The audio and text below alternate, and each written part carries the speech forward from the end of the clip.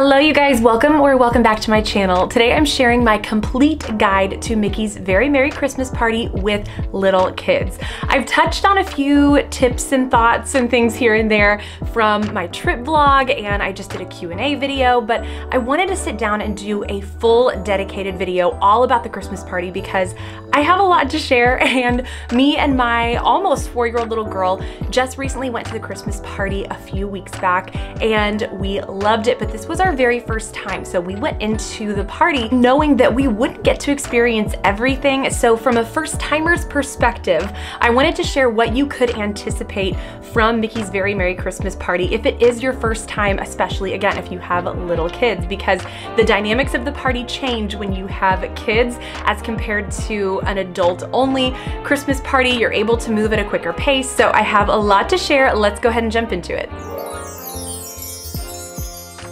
All right, tip number 1 is to look at the Christmas party guide before the party starts. Before your trip even arrives, go over the party guide. There are so many resources online. You can even go to the Disney website and they have the guide listed on their website. So you can scroll through everything that's offered, all of the characters, the food items, different entertainment, different attractions that have Christmas overlays, and really narrow down what are the most important things to you and your family. What are the things that you want to prioritize? Because it is absolutely impossible to see and do everything. So you really have to decide ahead of time, what do you want to prioritize? So maybe for your family, that's characters.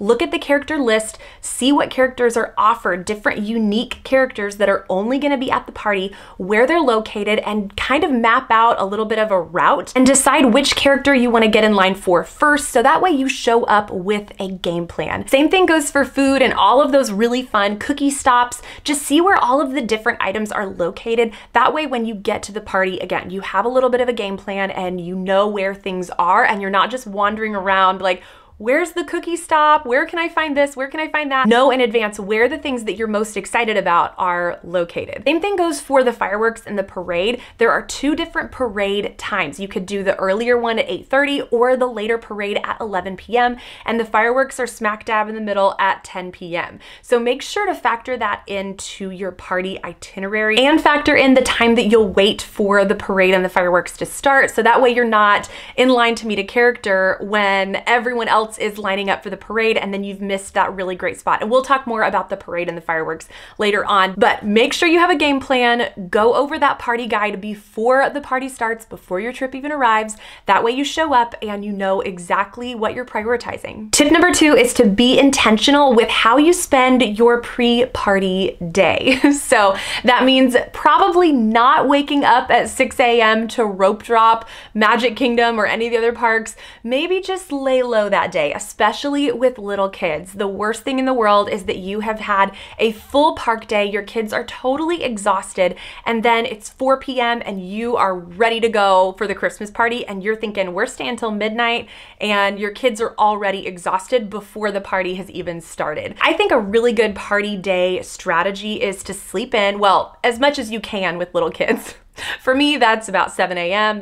That's sleeping in our hotel room. So sleep in and maybe spend the morning at the pool or go have a fun character dining reservation, or maybe you do pop into a park for a couple of hours. Maybe you're an annual pass holder and you have that flexibility. If not, I would just do a resort day and hang out at the resorts, maybe do a resort tour, go check out some of the Christmas decorations at some of the other resorts. There are so many non-park things to do, but it allows your family kind of a rest, chill day going into the party that night. This is how my morning ended up looking on our party day with my 3-year-old. So we woke up, did a really chill morning in the room. We did breakfast in the room, kind of hung out at the resort and just had a slow morning. And then we took the boat over to Magic Kingdom. And because we are pass holders, it was really easy to just pop over and do a couple of rides at Magic Kingdom and then come right back to our resort. So we were were only at the park for about an hour and a half, 2 hours. We did a really early lunch and then came back to the resort to just relax. So we spent some time in the lobby and then went straight to the room, and I let my daughter nap for as long as possible. Now, the older she's getting, the shorter and shorter her naps are getting, which is such a bummer. Some days she doesn't nap at all. Other days it's like an hour. If we get towards the end of our trip and she starts getting really tired, her naps are more like 2.5 hours. So I want to say on this day, her nap was around an hour and a half. It was about the middle of our trip, so we hadn't quite reached that like total exhaustion point yet, but she got a decent nap. It was enough to feel refreshed, and she felt kind of reset for the day, which is exactly what I wanted. I wanted her to show up to the party and just feel as rested as possible going into a very late night. But that is my biggest tip. If you have little kids and you are headed to the Christmas party, don't push it the day of the party. Let them sleep in as late as they possibly can, I know, but do a really relaxing day. Have some pool time, hang out at the resort, do a fun dining reservation. Just keep it really slow paced because you want them to show up at, whatever time you get to the party, refreshed and really energized for a very late night. And that leads into my third tip, which is not to arrive at Magic Kingdom at 4 p.m. Now, I realize that with your Christmas party ticket, you can enter Magic Kingdom as early as 4 p.m., even though the party doesn't start until 7 p.m. So that's where you're gonna find all of the crowds. Everyone is gonna show up at 4 p.m. because that's the time you can enter Magic Kingdom.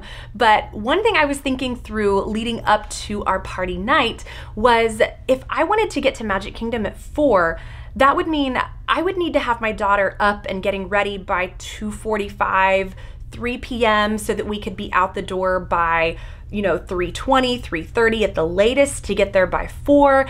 And again, that would cut into my daughter's nap time and her rest time leading into the party. So my daughter was actually asleep until about 3:30, which meant we weren't getting out the door until 4:30, which I had thought through, and that was totally part of my plan. And I'm so glad that I let her sleep until 3:30. And then we were out the door at 4:30, which worked out perfect because then we arrived at Magic Kingdom at a little after 5 p.m. So when I walked up to the entrance to get our wristbands and scan our party tickets, there was no one in line. There was no one there because at 4 p.m., that's when everyone was in line to get in for the party. And so when I got there, just over an hour later, there was no crowd. Everyone had already entered. And so at that point, people were just kind of trickling in, but we just got to leisurely walk into the party and it just felt a little more relaxing. There was no line, no chaos. It just was such a better experience getting into the party, getting there at 5 p.m. And the other perk of this was that it really shortened our time of just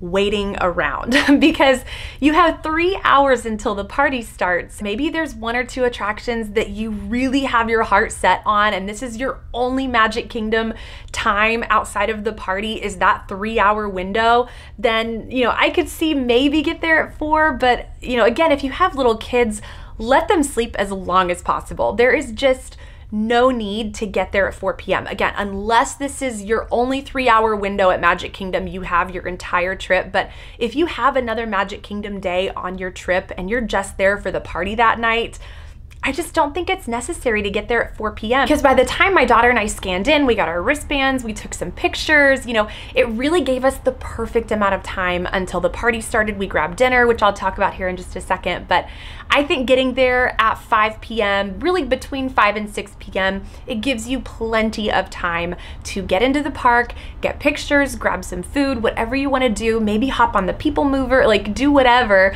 until the party starts at 7, but you're avoiding all the crowds and you're letting your little one nap as long as possible and not racing out the door earlier than you need to be. And that leads into tip number 4, which is to grab a quick service dinner at Magic Kingdom in that 5 to 7 window while you're waiting for the party to start. Now, I've gotten a few questions from families who have said that they have a dining reservation booked, at 7 p.m. or at 8 p.m. And is this gonna be a good fit? Does this give them enough time to still do all of the party exclusive things? They really wanna do Cinderella's Royal Table and they have that booked for 7:45, 8 p.m. And my answer is always, skip the dining reservation. You are going to waste so much time sitting at a table when you could be enjoying the party. So that is why I recommend grab a quick service dinner, around 5:30, 6 o'clock before the party starts. That way your tummies are full, your little ones are happy right when the party starts at 7, and then you can focus on all of the party exclusive things rather than, oh, it's almost 7:30, we gotta check into Crystal Palace.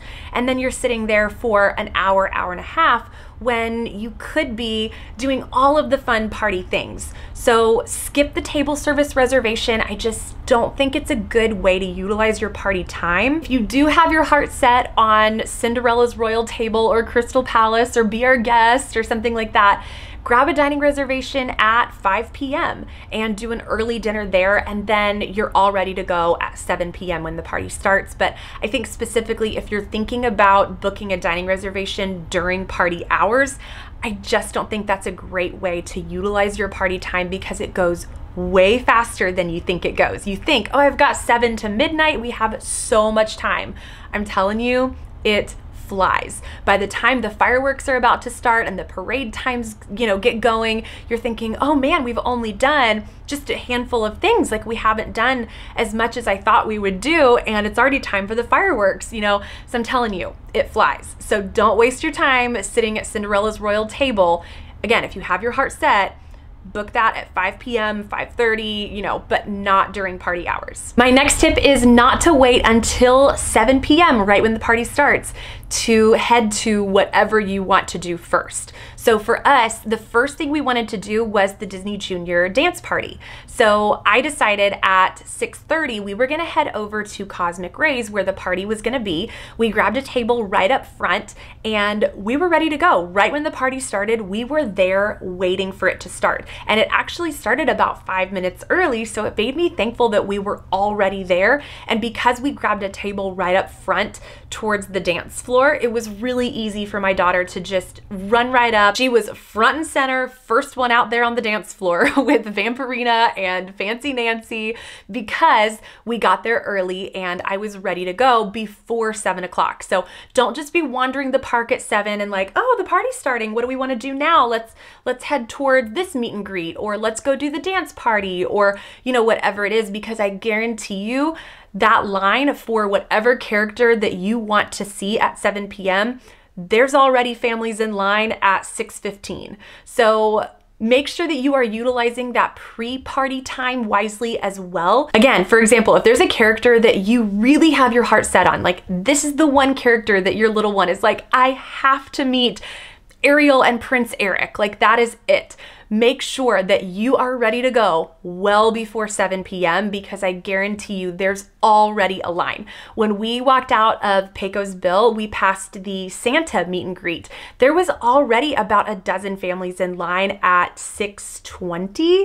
So make sure that, again, you're ready to go before 7 o'clock. Because if you're looking at your party guide at 7 p.m. trying to figure out where do you want to go first, everything's already started. There's already lines. There's already things going. So just be ready to go before the party starts. All right, my next tip is all about the fireworks, where the best spot is and what time to grab that spot, because the fireworks was one of the things that I was most excited about. I was so pumped to see this show, and not that it was stressing me out about getting a good spot, but it was definitely like on my mind all night thinking, where am I gonna go? How am I gonna get the ideal spot? What time am I gonna camp out to find this spot? And am I gonna be too early, too late? Like I just had no idea. So here's the deal. We wrapped up a character meet and greet that took way longer than anticipated, around 9:15.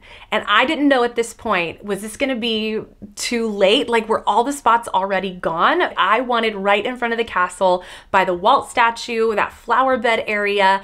And I just knew I wanted to see the projections. I wanted the fireworks. Like there are so many great spots that you can see the fireworks. You can go back to Storybook Circus. You can watch from behind the castle. You can watch in Fantasyland. You can watch towards the back of Main Street. Like there are so many fantastic spots, but if you really want the projections, the fireworks, like if you want it all, just that wow view, you want to be by the Walt statue, by the flower beds, right in that middle area. But at at 9:15, we walked up and it was already pretty packed. Like, not a lot of room to wiggle through with a stroller. And one reason the crowd was so packed in this spot at this point already was because at 9:25, there was a Mickey stage show going on. And most of that crowd had already filled in to see the stage show and to get a really great view of the characters and, you know, the whole deal. So 9:25, you know, I wiggle in and I find a spot and I'm like, okay, this is actually perfect. So I lay down a towel. I did bring a towel from our hotel room for my daughter to sit on, because I thought, okay, if I can have just a tiny little square to say, this is your spot, this is your designated area, stay on the towel. And I had all kinds of activities. I brought coloring books, I brought stickers, I had all the cookies from all of our different stops stored in the bottom basket of our stroller.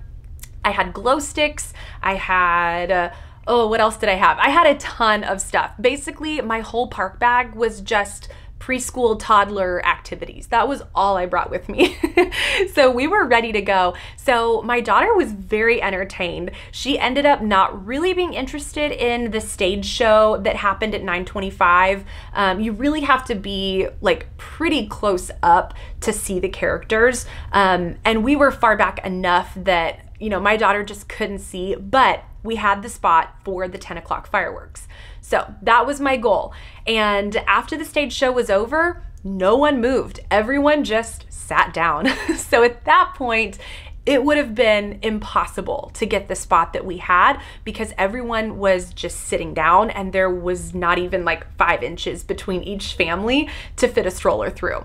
So we had our space with our towel. We're not normally the kind of family that camps out for parades and fireworks, and you know, we just don't normally do that. We like to find more secluded spots around the park that don't have the crowds, but because this was our first Christmas party experience, this is the spot I knew I wanted. So I would say 9 p.m., 9:15 at the latest to get that really amazing fireworks viewing location right by the Walt statue right in front of the castle. That would be the ideal spot, I think, if you're wanting that full experience, but you're gonna have to show up 45 minutes to an hour before the fireworks start, which is why it's so crucial to bring activities, bring lots of snacks, bring coloring books, you know.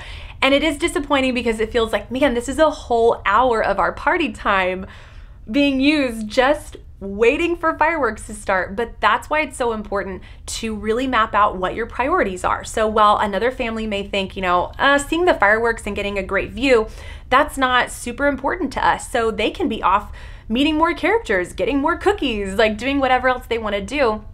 Another family may think like us, you know, the fireworks was a huge priority and we wanted that spectacular view. So for us, you know, waiting an hour was worth it. So that's everything I wanted to share about the fireworks experience and viewing location, time to show up, because that was one thing I just didn't know what to expect. So I hope that's helpful, but let's move on. My next tip is all about the parade, and this differs from the fireworks because you actually have 2 opportunities to see the parade. There's one time at 8:30 and one at 11 p.m. The 8:30 parade is gonna be significantly more crowded because my guess would be you have a lot of families with little kids who are thinking, if my kids don't last late through the night, let's go ahead and see the parade now early at 8:30 in case we need to leave before 11 p.m. So by 11 p.m., at least some of the crowds have already left. And if you know that your kids could potentially make it a little bit later, and I can definitely share tips about how do you get your child to stay up late? But if you can stay for the 11 o'clock parade, that would be my personal recommendation. There are lots of different locations that you can watch the parade and have a fantastic view. You can watch the parade where it begins over in Frontierland. I would say that's gonna be the least crowded area. Of course, you don't get the snow and the lights and the castle and the tree, you know, the whole atmosphere, but you can still experience the parade maybe with lower crowds over in Frontierland. So that is one perk of watching the parade over in that area of the park, or you can watch up by the castle or all the way down Main Street and then back by the tree as well. So really anywhere around the park from Frontierland all the way to the back of Main Street you're gonna have a great view of the parade. You really can't go wrong. For me personally, I wanted the full atmosphere. I wanted the snow, I wanted the lights, and I wanted to be able to see the castle and the tree and, you know, everything all at the same time. So if that is the experience that you are wanting, you are gonna need to show up and snag your spot for the parade immediately after the fireworks are done at 10:20.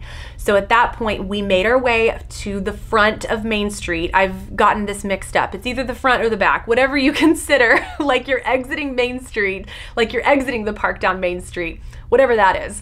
We made our way down that direction and found a spot on the sidewalk, and we camped out there from about 10:20 to 11:15.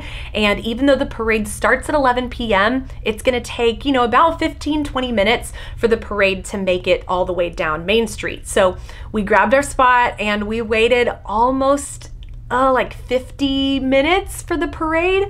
Again, another huge chunk of our party time just waiting for the parade. But again, this was another priority for us. So I knew the fireworks and the parade was gonna be, you know, the two things that we really wanted to experience, because this was our very first Christmas party experience. So I wanted the full thing. I wanted to get the snow and the lights. So I knew that was the spot that I wanted. And thankfully, again, we had lots of activities and coloring books and stickers, and, you know, and my daughter did great. As long as I kept her busy, she was really happy, surprisingly, and I just kept giving her cookies and she was on a sugar high, and, you know, all of our normal rules just kind of go out the window. It's the Christmas party, so she just kept eating cookies, and that was that, and that kept her happy. She did great.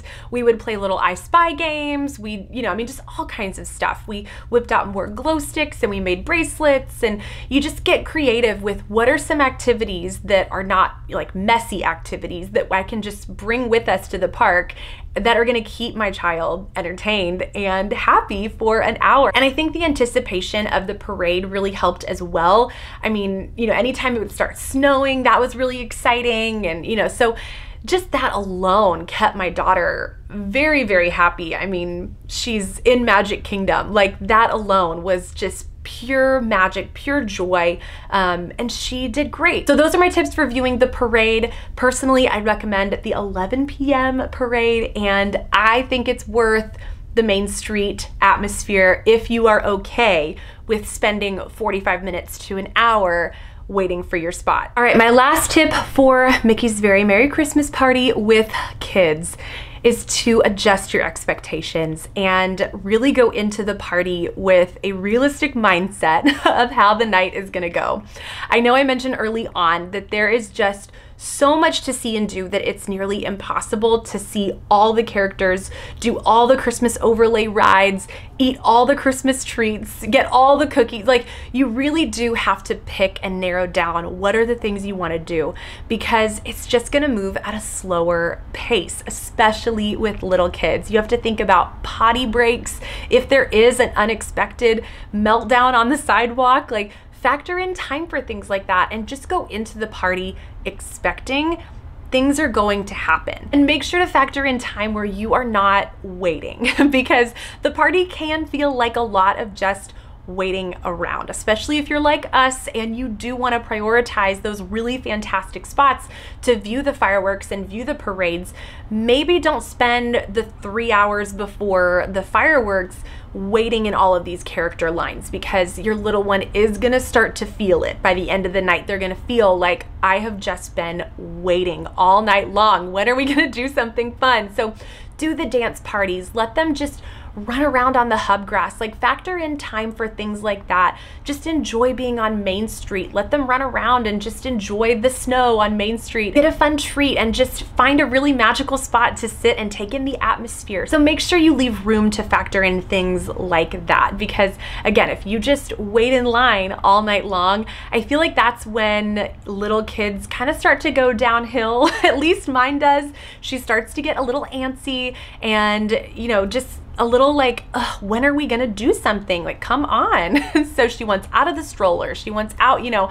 So make sure to factor in things that are not waiting in line. So that's why I recommend maybe pick 2 characters at the most that you want to prioritize, because if you spend the whole night waiting in line for characters, it's just a lot of lines. So narrow it down, pick just a handful of things that you want to do. And lastly, this is my bonus tip for how do you get your child to stay up late for the party? This is a question I've gotten many times because we ended up staying at the party until 1 a.m. Y'all, I have no idea. I thought we were gonna be the family to leave at 11:30, you know, at the latest, but 12 o'clock came and my daughter was so happy. She did not want to leave. And I kept checking in with her. How are you doing? Are you getting tired? Do you want to go? And I kept doing these little check-ins and she was like, no, I don't want to go. I want to stay. I'm having fun. So we ended up going to the hub grass, meeting up with some friends and just running around, playing on the hub grass. And it was so magical because you have the Christmas music going and the castle lights and, you know, all the crowds are gone at this point. So by 1 a.m., we just meandered down Main Street and it was so fun and so magical, and it felt like we were just one of the only ones left in the park. You know, I mean, there's just a handful of people still there at 1 a.m. But I kept checking in with my daughter and asking her, are you ready to go? Are you ready to go? And I think a huge key to our day was that I didn't push it early on in the day. She was fully rested. I gave her a long nap leading into the party. We didn't show up right at 4 p.m. I let her sleep until 3:30 is when she woke up. So we get to the party at, you know, 5:15 is when we got to Magic Kingdom. So I think all of those things combine really helped set her up well for the party. And then of course we're moving at a pretty slow pace all throughout the night. So it didn't feel like go, go, go. It wasn't just a totally crazy night. Like we were so relaxed, and I made sure that we were always doing things that my daughter wanted to do. And if we were waiting for the parade or the fireworks, I had so many fun things for her to do. And these were all brand new activities. Like these were things that I went to the dollar store to get, or the dollar spot at Target or whatever. So I'm pulling out all brand new things and she's like, this is like Christmas morning. Like this is so fun, you know? So it made it really special and really fun for her because these were all new little activities that she got to do while we were waiting. And, you know, again, this night was all about her. I made it about my daughter, and I think that really helped her last as late as she did. Now, when we got on the boat back to Wilderness Lodge around 1:15, 1:20, which I can't even believe. Like, it sounds crazy just saying that. At that point, she totally crashed and was like laid down in my lap on the boat, you know, the whole thing. And I had to tell her, like, lay down, it's okay. You can close your eyes. And, you know, she kind of started to wind down at that point. But those are my tips for helping your little one get through a very long party night and helping them last as late as possible, because, you know, you want to get the most of your Christmas party ticket. And just remember, if you do, for whatever reason, want to leave or have to leave at 10 p.m., 11 p.m., it's okay. Like, leaving 1 hour, 2 hours before the party ends, it is perfectly fine, and you still got to experience Magic Kingdom during Christmas time, and you got to experience the Christmas party, and, you know, whatever you were able to accomplish between 7 p.m. and 10 p.m. or 11 p.m., you know, those are going to be the really sweet, fun memories that you get to go home with. So don't feel like, you know, man, oh, we had to leave. Like, you know, my little one was falling apart, coming undone. It was only 11 o'clock and we wanted to stay for that last hour, but we just couldn't. Like, it's okay. You still got to experience a magical, wonderful Christmas party. Don't feel like the night was wasted or you lost money or, you know, anything like that. So definitely enjoy. All right, well, I think that is everything. Let me know down below in the comments if I missed anything, if you would add anything else to my Christmas party guide with kids. Thank you guys so much for watching. If you do have questions about anything specific at the party, let me know down below in the comments. I would love to keep chatting with you. If you did find this video helpful, go ahead and give it a thumbs up and make sure that you are subscribed for more Disney content. I would love for you to stick around. Thank you guys so much for watching, and I will see you in my next one. Bye guys.